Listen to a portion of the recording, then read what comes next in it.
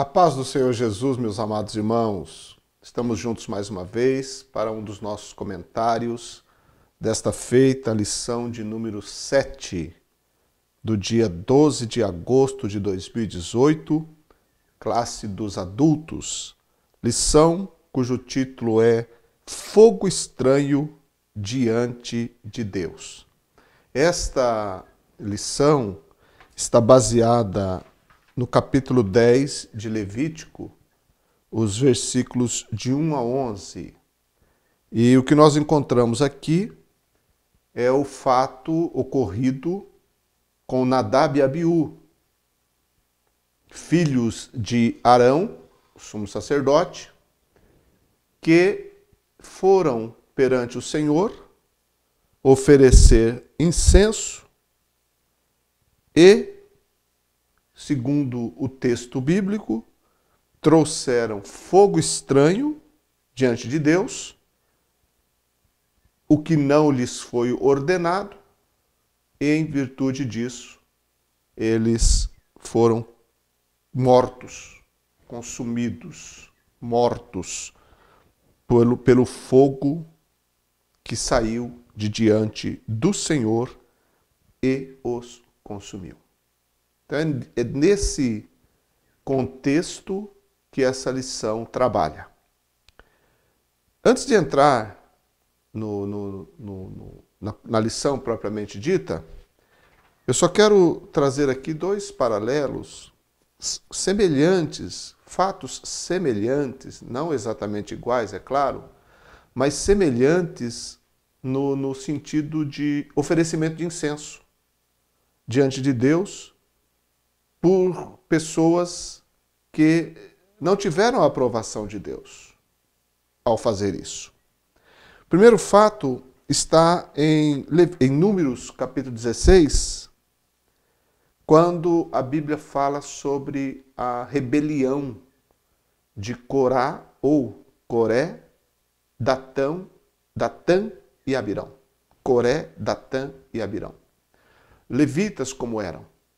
Mas eles queriam mais daquilo que lhes foi permitido fazer, de servir, porque eles, sendo levitas, eles tinham o direito, o privilégio de servir no tabernáculo. Mas eles queriam mais, eles queriam o sacerdócio. Por isso se revoltaram contra Arão e se revoltaram também contra a liderança de Moisés. E no contexto narrado em Números capítulo 16, Moisés determina então que Deus iria mostrar quem é que ele tinha escolhido. É claro que a escolha era de Arão, mas como aquilo foi questionado e houve uma rebelião liderada por aqueles homens, Moisés então orientou que Coré, ele então escolhesse 250 homens para que oferecesse incenso, colocasse fogo nos seus incensários, oferecesse incenso diante de Deus, e Arão também o fizesse. E Deus então ia mostrar quem é que ele tinha escolhido. O que ocorreu foi que a aprovação de Deus a Arão foi confirmada, e o desagrado total de Deus diante daquela rebelião, de tal maneira que houve ali um evento inédito, trágico, que o Senhor Deus fez a terra se abrir e os rebeldes foram tragados por aquela fenda. Mas os 250 homens que estavam diante do tabernáculo oferecendo incenso, diz a palavra que saiu fogo de diante do Senhor e consumiu aqueles 250 homens. O texto bíblico, em Números capítulo 16, versículo 35, que nos fala isso, dizendo: Então saiu fogo do Senhor e consumiu os 250 homens que ofereciam incenso. Bem, esse é um fato que a gente está trazendo como um fato semelhante ao que ocorreu com Nadab e Abiú, que também foram mortos, consumidos porque não agradaram a Deus. Há um outro exemplo também de alguém que não estava habilitado a oferecer incenso, neste caso, o rei Uzias. Ele, em 2 Crônicas, capítulo 26, a partir do verso 16, vai estar escrito lá e registrado que o rei Uzias, por ter sido um rei muito próspero, ele se exaltou e por causa da sua exaltação, ele se achou no direito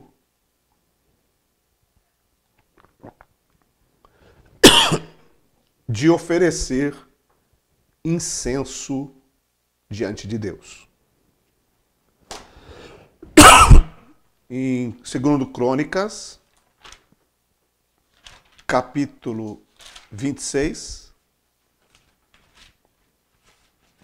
a partir do verso 16, nos fala sobre isso, enfatizando agora o versículo 17, no caso, capítulo 26 de 2 Crônicas, versículo 17, que diz: porém o sacerdote Azarias entrou após ele, ou seja, após o rei Uzias, e com ele 80 sacerdotes do Senhor, varões valentes.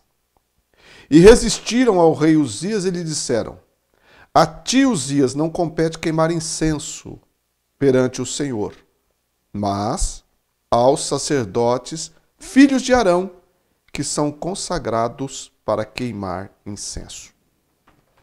Nesse caso, como Uzias não tinha direito nenhum de oferecer incenso, aqui não ocorreu que ele foi consumido ou morto.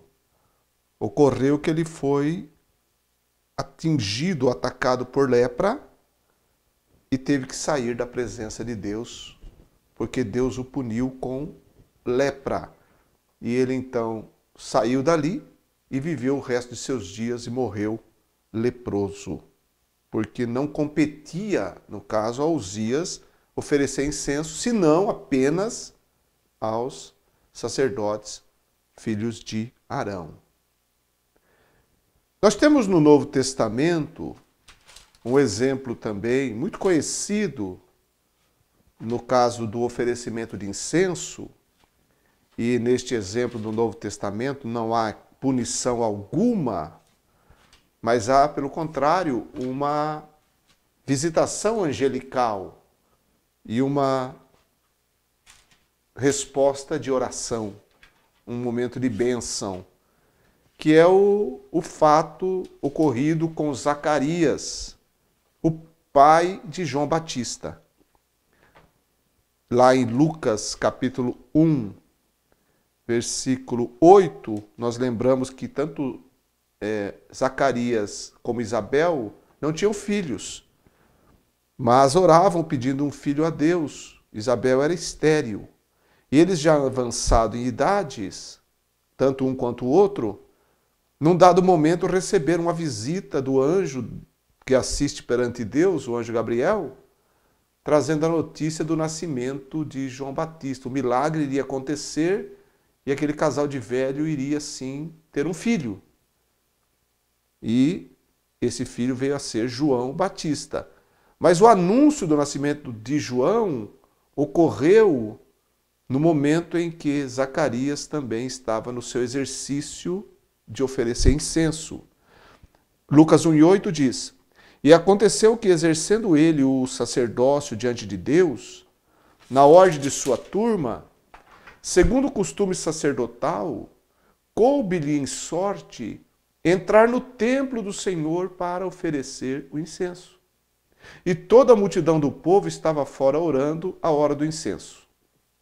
O verso 11 diz: e um anjo do Senhor lhe apareceu posto em pé à direita do altar do incenso.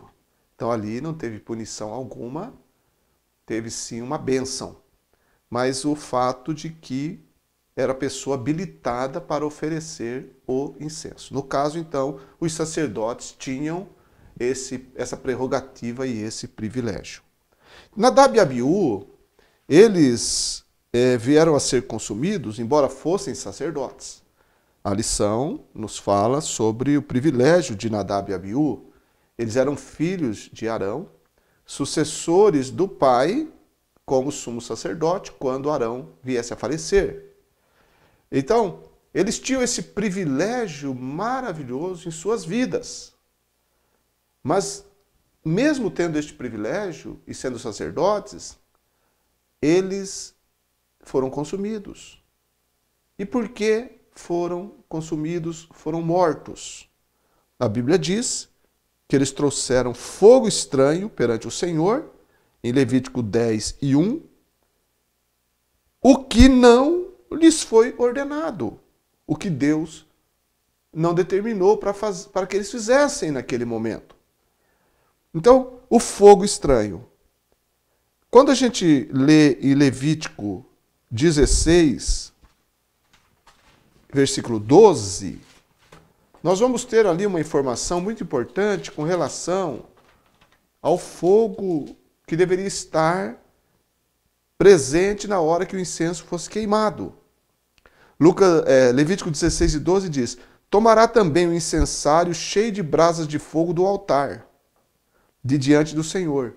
Então, essas brasas de fogo do altar deveriam ser o fogo que queimaria o incenso.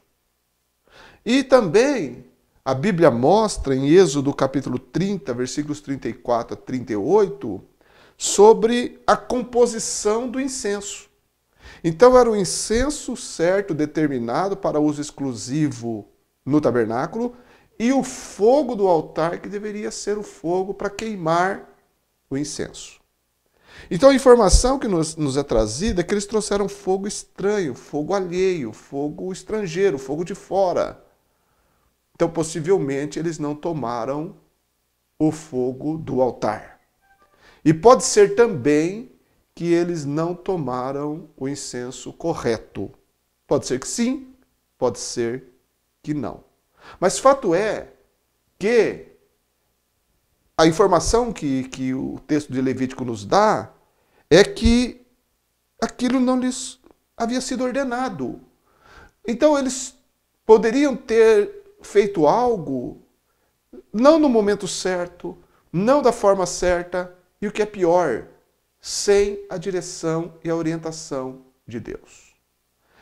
A lição, ela vai fazer essa ligação, vai mostrar para nós, vai ligar esses sacerdotes com os obreiros, com a liderança cristã, os obreiros da casa de Deus. Embora o Novo Testamento diga e mostre para nós que todo o povo de Deus é o povo sacerdotal, todos são sacerdotes, então não há sacerdote na igreja no sentido explícito da palavra, no sentido de fazer essa mediação. Na igreja todos têm privilégio, o privilégio de acesso ao Pai através de Jesus. Mas a ligação com relação ao sacerdote não é na função, mas é na questão da liderança, do exemplo. E a liderança da igreja é algo estabelecido no Novo Testamento.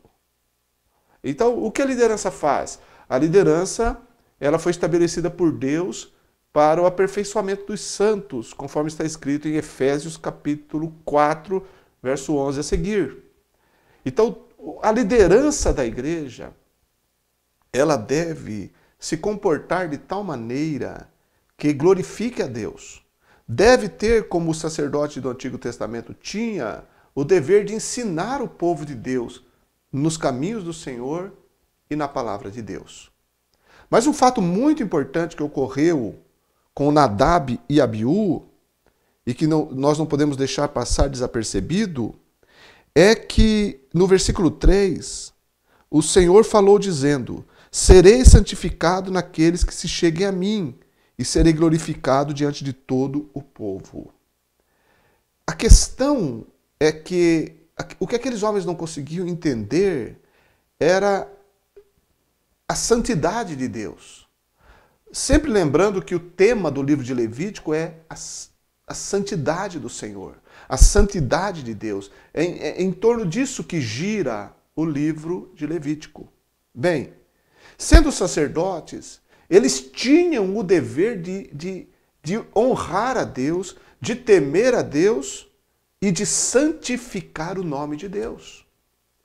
Então a santidade de Deus tinha que ser por aqueles homens valorizada, respeitada e de maneira que o povo pudesse também reverenciar e honrar a santidade de Deus.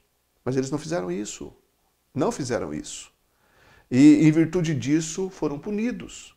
Eles não conseguiam entender a santidade de Deus, o ambiente e o ato que estavam realizando ali, a reverência que deveria ter em tudo aquilo. Eles fizeram uma coisa, a sua livre vontade, a sua livre escolha, da sua própria maneira, do seu próprio jeito, sem dar o devido valor à santidade de Deus. E isso é extremamente importante, e este princípio está repetido no Novo Testamento também. O Deus Santo é revelado no Novo Testamento, claramente. O próprio Senhor Jesus, quando ele ensinou sobre a oração, ele disse: vós orareis assim, Pai nosso que está no céu, santificado seja o teu nome. Santificado, ou seja, o nome de Deus é separado, o nome de Deus é glorioso, o nome de Deus é maravilhoso. A santidade é algo majestoso, é algo lindo, é algo glorioso e deve ser contemplada pelo espírito temente, obediente, reverente que anda no temor do Senhor. Contemplar no espírito a santidade de Deus, viver a santidade de Deus, de honrar e reverenciar o Deus Santo.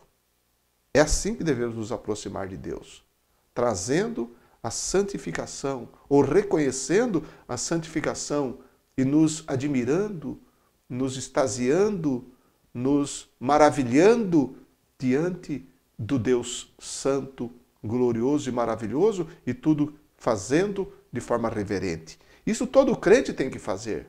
Mas o obreiro, o líder cristão, ele tem obrigações maiores, deveres maiores, porque através dele, sendo exemplo dos fiéis, como Paulo diz a Timóteo, ele deve, através do seu ministério, da sua vida, do seu comportamento, do exercício da sua função ministerial, diante do povo e diante de Deus, ele deve expressar, valorizar cada vez mais a santidade de Deus, para que o povo possa, através do seu ministério e a obediência à palavra de Deus que o ministro ensina, também valorizar a santidade do nome de Deus e a santidade de Deus. Sede santos, porque eu sou santo. O princípio está em Levítico e repetido no Novo Testamento. Então aqueles sacerdotes, eles erraram aí. Eles cometeram um pecado terrível de não respeitar, de não valorizar, dar o devido valor, o devido respeito, a devida reverência, o devido temor à santidade de Deus. Deus tem que ser santificado.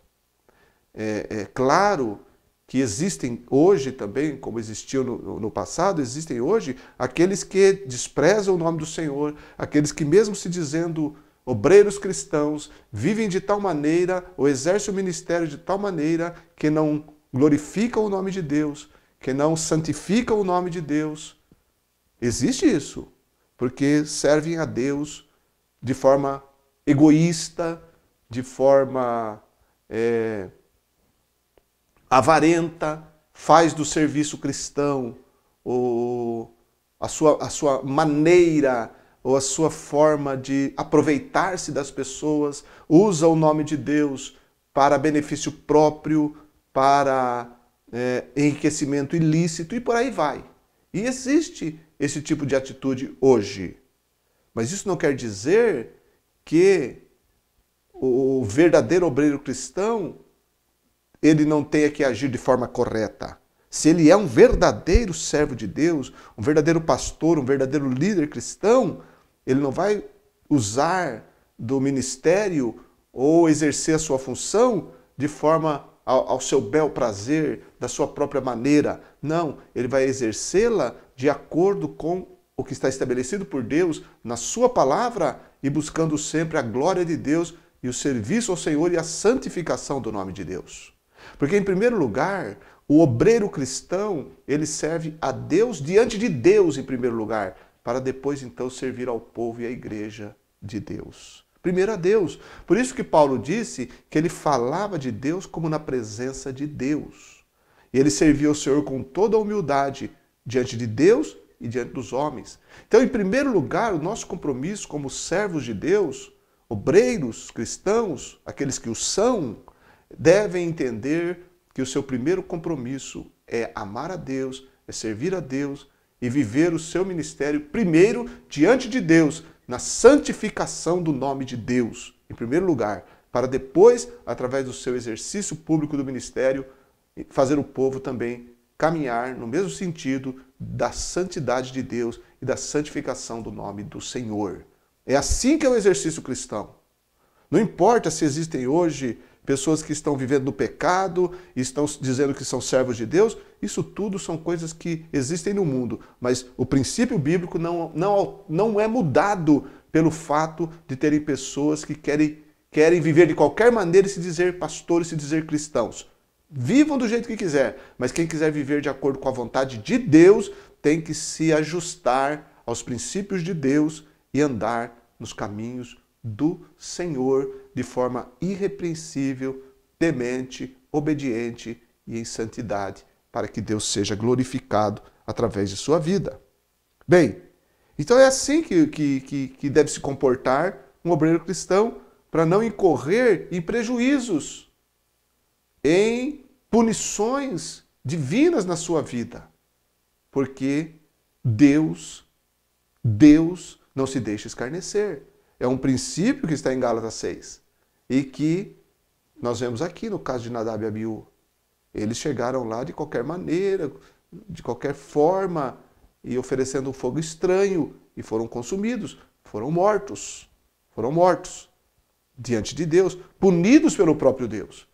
E nós devemos temer o Senhor também, para que Deus se agrade de nós e não venhamos a ter prejuízo no nosso ministério por fazermos as coisas de qualquer maneira. Na obra de Deus, no serviço de Deus, não se pode, não se deve fazer as coisas de qualquer maneira. Tem que se fazer de acordo com a vontade de Deus. E por isso que o versículo 1 do capítulo 10 de Levítico diz: não lhes for ordenado. De que não lhe fora ordenado. Ora, eles estavam fazendo aquilo que não era de acordo com a vontade de Deus, porque, sem dúvida, fizeram a seu bel prazer da sua própria maneira. Agora, tem um versículo aqui, a leitura bíblica em classe, também que está nesse contexto, que é o versículo 9, que é um versículo que nos chama a atenção. Por quê? Porque aqui nós encontramos a palavra do Senhor dizendo, o versículo 8 diz: e falou o Senhor a Arão dizendo: vinho ou bebida forte, tu e teus filhos contigo não bebereis, quando entrardes na tenda da congregação, para que não morrais. Estatuto perpétuo será isso entre as vossas gerações. É interessante. E o versículo 10 também diz: para fazer diferença entre o santo e o profano, e entre o imundo e o limpo, e para ensinar aos filhos de Israel todos os estatutos que o Senhor lhes tem falado pela mão de Moisés. É interessante que Deus está fazendo aqui essa restrição ao fato de beber vinho ou bebida forte quando entrar na tenda da congregação. Será que Nadab e Abiú, eles estavam, naquele momento que foram oferecer aquele incenso com fogo estranho, será que eles estavam sob o efeito de vinho ou bebida forte?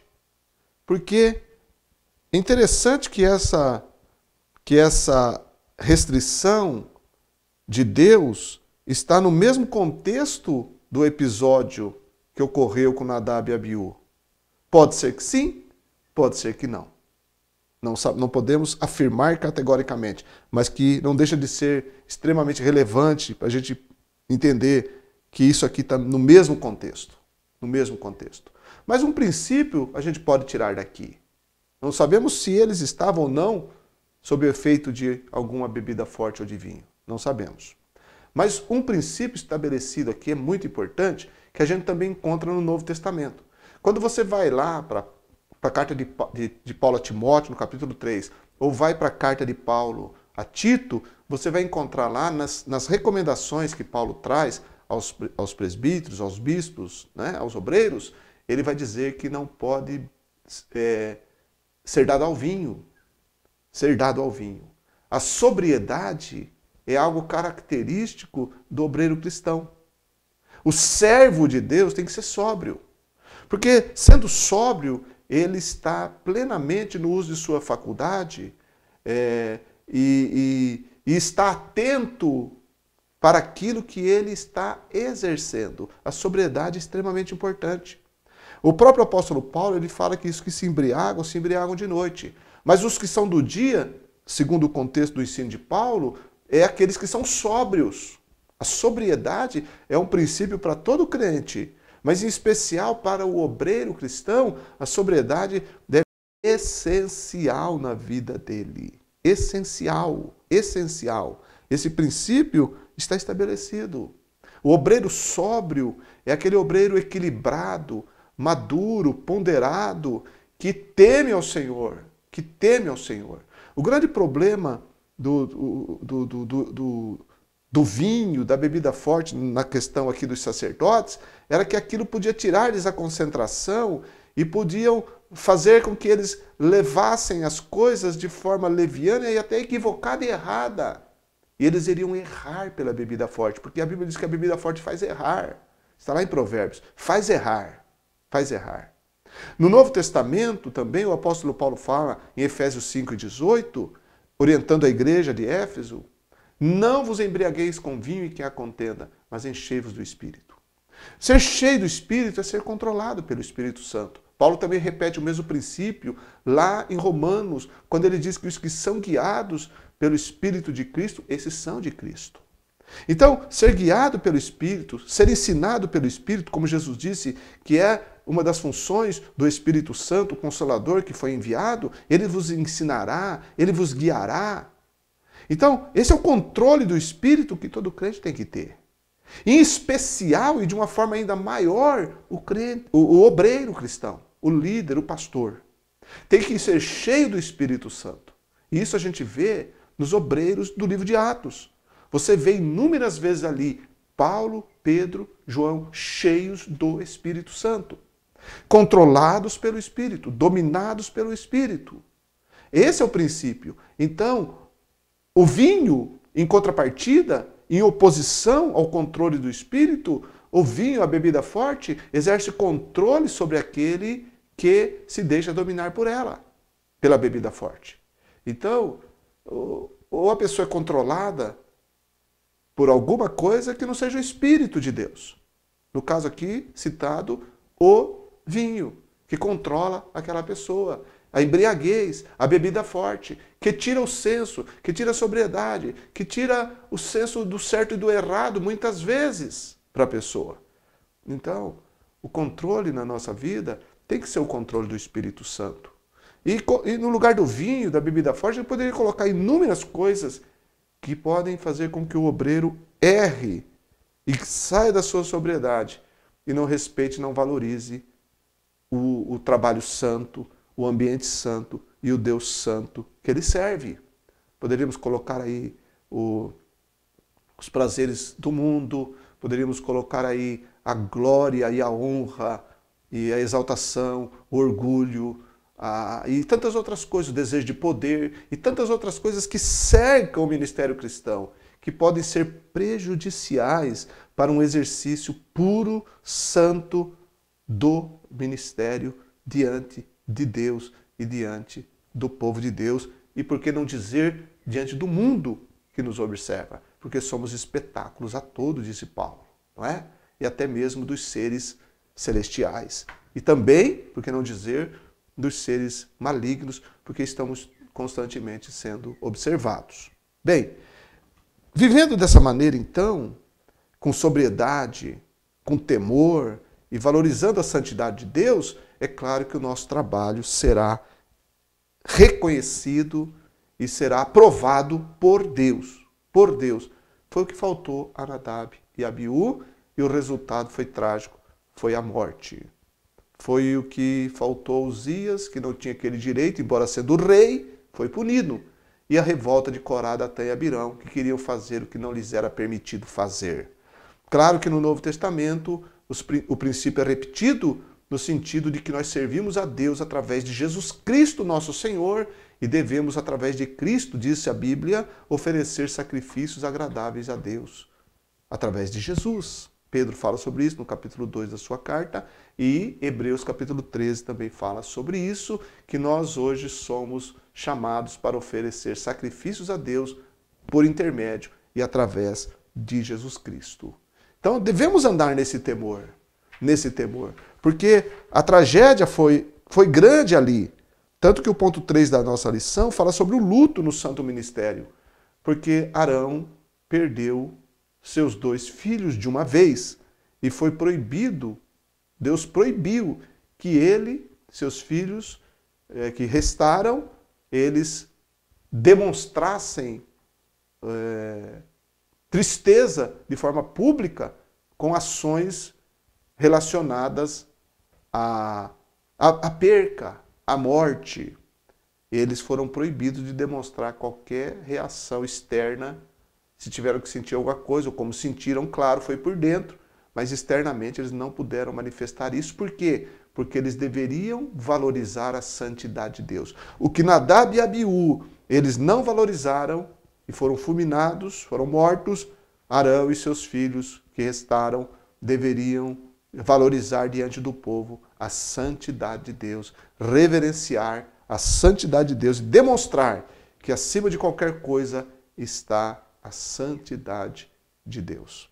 Então, no santo ministério hoje também, nós devemos entender que somos privilegiados, aqueles a quem Deus chamou e colocou no ministério. Quem Deus chamou e colocou no ministério são privilegiados e devem valorizar tudo isso, mas não usar desse privilégio para fazer as coisas do jeito que quer, da maneira que quer. Por quê? Porque Deus não dá esse direito a ninguém. Existe uma palavra e nessa palavra qualquer obreiro cristão deve exercer o seu ministério baseado no que ensina a palavra de Deus. Com relação ao incenso também, é muito importante a gente ler um texto que está lá em Apocalipse, no capítulo 5, versículo 8 de Apocalipse, diz assim: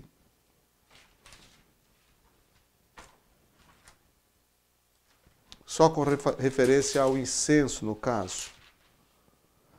E havendo tomado o livro, os 4 animais e os 24 anciãos prostraram-se diante do Cordeiro, tendo todos eles harpas e salvas de ouro cheias de incenso, que são as orações dos santos.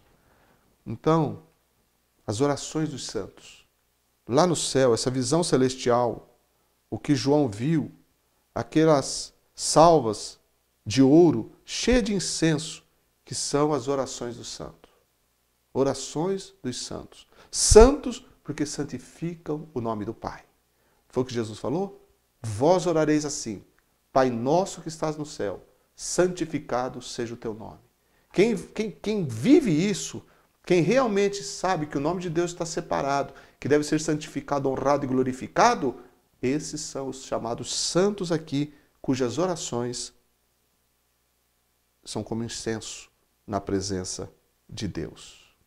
E também, capítulo 8 de Apocalipse, versículo 3 e 4, diz assim: E veio outro anjo e pôs-se junto ao altar, tendo um incensário de ouro, e foi-lhe dado muito incenso para o pôr com as orações de todos os santos sobre o altar de ouro que está diante do trono.